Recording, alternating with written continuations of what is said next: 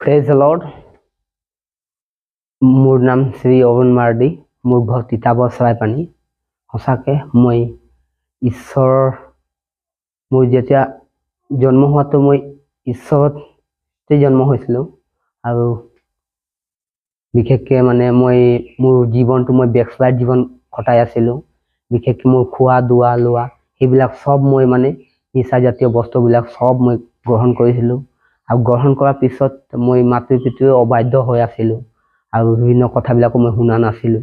তো মই এনেকুৱা সমস্যাত মানে ডাঙৰ এটা বেমাৰ হৈ গ'লোঁ। মোৰ জীৱনত একেবাৰে এক চাইডটো একেবাৰে পেৰালাইজ হৈ গ'ল। পেৰালাইজ হৈ যোৱাৰ পিছত মোৰ যি নেকি মোৰ লাইফটো একেবাৰে শ্বৰ্ট হৈ গ'ল আৰু শ্বৰ্ট হৈ যোৱাৰ পিছত মোক যোৰহাট মেডিকেলত বন্ধ কৰা হৈ গ'ল। তাৰপিছত বন্দী কৰাৰ পিছত তাততো মোক নোৱাৰিম বুলি কৈ দিলে ডক্টৰে, হাত দাঙি দিলে আৰু মই টোটেলি তাত নাই কমেও 1 মাহমান বন্ধ হৈ আছিলোঁ।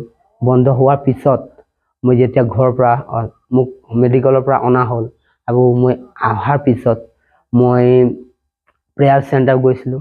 প্ৰেয়াৰ চেণ্টাৰ গ'লোঁ, তাত মই পূৰা 40 days ফাষ্টিং কমপ্লিট কৰাৰ পিছত ঈশ্বৰে মোৰ ওপৰত মেৰিকেল কৰিলে।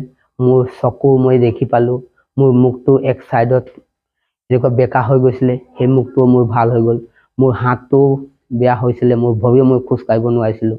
সেইবিলাক মোৰ এতিয়া মই যথেষ্ট মই সুস্থ মোক কমপ্লিটলি কৰিলে আৰু মই এতিয়া চাইকেল চলাব পাৰোঁ, মই খোজ কাঢ়িব পাৰোঁ। তো বিশেষকৈ মই ঈশ্বৰজীক ধন্যবাদ দিওঁ। আজি মই বিভিন্ন মোৰ খোৱা দোৱা লোৱাও মই বিভিন্ন চিকৰবিলাক খাইছিলোঁ, বিভিন্ন নিচাজাতীয় বস্তুবিলাক গ্ৰহণ কৰিছিলোঁ। এই সকলোবিলাক মই খাই মোৰ জীৱনটো মই বেকস্লাইড জীৱন কটাই আছিলোঁ।